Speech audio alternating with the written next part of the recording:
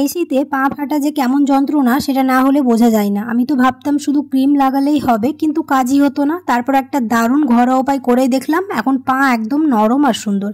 আজ তোমাদের সাথে সেই উপায়টাই শেয়ার করব। শীতের দিনে পা ফাটা যন্ত্রণাটা আমাদের সবার মধ্যেই থাকে, কিন্তু যদি বলি একদম ঘরোয়া উপায়, তুমি মাত্র কয়েকদিনেই পা ফাটা কমাতে পারবে এই রেমেডি ফলো করে।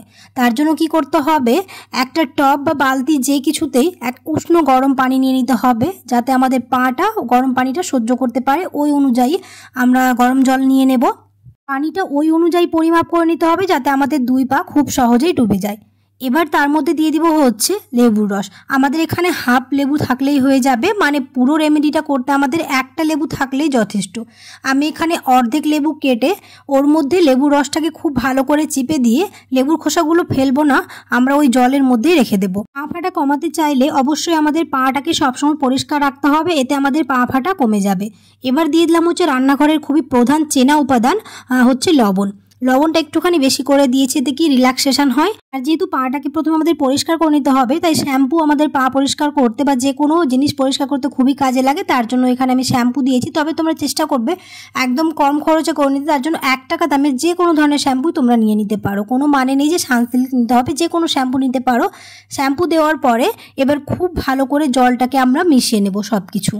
খুব ভালো করে জলে সব কিছু মিশে নেওয়ার পরে 2 পা ডুবিয়ে প্রায় 10 থেকে 15 মিনিট আমরা জলের মধ্যে পাটাকে ভিজিয়ে রাখবো। এতে করে কি হবে, পুরনো মৃত চামড়া নরম হয়ে যাবে আর পায়ের ধুলো ময়লা পরিষ্কার হবে। এই সময়টা নিজের জন্য একটু রিল্যাক্স করার মতো। তুমি চাইলে হাতে যে কোনো কাজ করতে পারো, পা জলের মধ্যে ভিজিয়ে রেখে যে কোনো ধরনের আমরা হাতের কাজ করে নিতে পারো, বা টিভি দেখার সময় করতে পারো, একটুখানি হালকা মিউজিক চালিয়ে দিতে পারো। যেহেতু লেবুতে প্রাকৃতিক সাইট্রিক অ্যাসিড থাকে, তার জন্য আমরা চেষ্টা করব একটুখানি লেবু রসটা দেওয়ার। লেবু রসটা দিলে কি খুব সুন্দরভাবে আমাদের পাটা নরম হয়ে যাবে, আর শ্যাম্পু দেওয়ার জন্য পাটা খুব সুন্দরভাবে পরিষ্কার হয়ে যাবে। আর ঘরে থেকে কয়েকটি উপকরণ দিয়ে করে নিতে পারবে। প্রায় 15 মিনিট রাখার পরে আমি আবার একটা পিউমিস স্টোন বা পা ঘষা যে কোনো ব্রাশ দিয়ে ধীরে ধীরে গোড়ালি আর পায়ের নিচে অংশগুলো ঘষে নিতে হবে।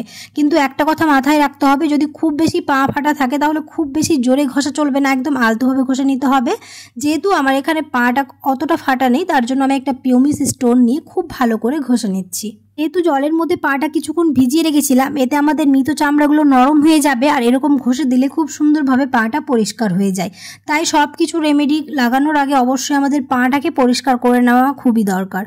কারণ আমাদের প্রত্যেকের বাড়িতে নুন, লেবু, শ্যাম্পু এগুলো থাকে। একটুখানি পায়ের যত্ন নিলে দেখবে পা ফাটা একদম চিরতরে মুক্তি হয়ে যাবে। আর ওই তো সপ্তাহে 2 বা 3 দিন এরকম পায়ের যত্ন নিলে পা আর কোনোদিনও ফাটবে না, আর 1 থেকে 2 দিনের মধ্যেই পা ফাটা একদম ভালো হয়ে যাবে। খুব ভালো করে আমি পা দুটোকে ঘষে নিয়েছি, খুব সুন্দরভাবে পরিষ্কার করে নিয়েছি। এবার কি করতে হবে, একদম নর্মাল ঠান্ডা জলে খুব ভালো করে পাটাকে ধুয়ে নিতে হবে। এই পর্যায়ে এসে কিন্তু তুমি বুঝতে পারবে পাটা কতটা নরম আর পরিষ্কার হয়ে যাবে।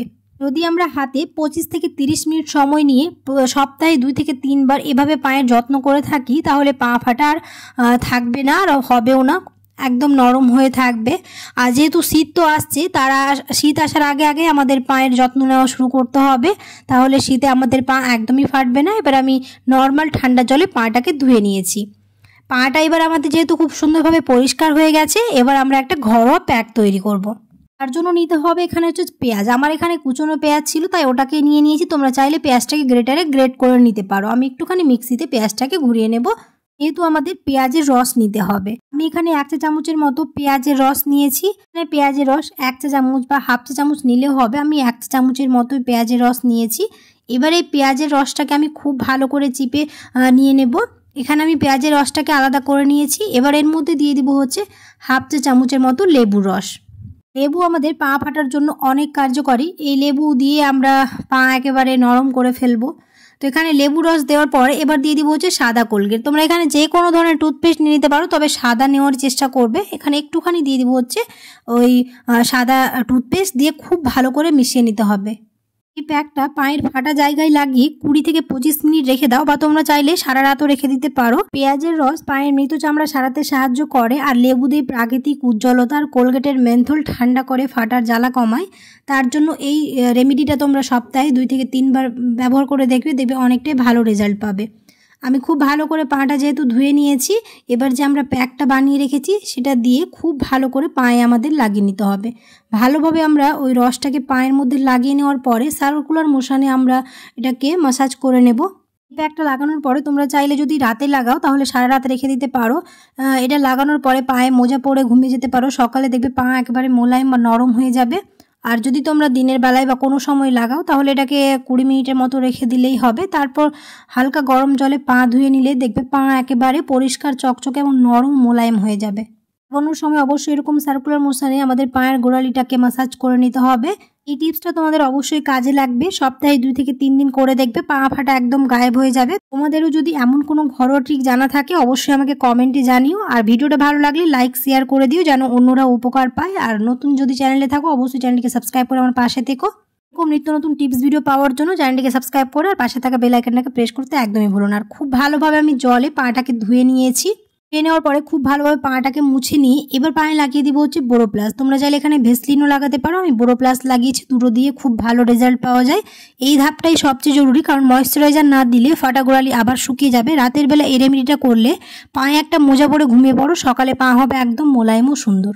আশা করছি আমার আজকের এই পা ফাটা টিপস তোমাদের ভালো লেগেছে। যদি ভালো লেগে থাকে তাহলে অবশ্যই একটা লাইক করে দিও আর কমেন্টে জানাতে ভুলো না কেমন হয়েছে। আর অনেকেই আছো ভিডিও দেখে চলে যাচ্ছ লাইক করো না, অবশ্যই লাইক করে দিও, কারণ তোমাদের একটা লাইক আমার ভিডিওকে অনেক দূরে নিয়ে যাবে। আর এরকম নিত্য নতুন টিপস ভিডিও পাওয়ার জন্য অবশ্যই আমার পাশে থেকো। দেখা হবে খুব তাড়াতাড়ি পরের একটা নতুন টিপস ভিডিওতে। সবাই খুব ভালো থাকবে। আল্লাহ হাফেজ।